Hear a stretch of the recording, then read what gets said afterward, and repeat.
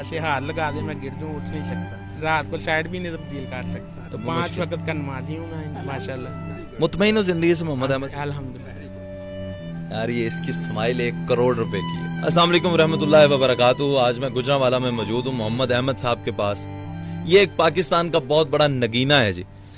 मोहम्मद अहमद भाई माजूर हैं, लेकिन इनका जो जोश और जज्बा है और जिस लगन से ये काम करते हैं, मैं आपको अभी सारी स्टोरी इनकी शेयर करता हूँ। आपको बहुत अच्छा लगेगा। आपने इनकी वीडियो को शेयर जरूर करना है और इस भाई को सपोर्ट जरूर करना है, क्योंकि हमारी सपोर्ट से आप नहीं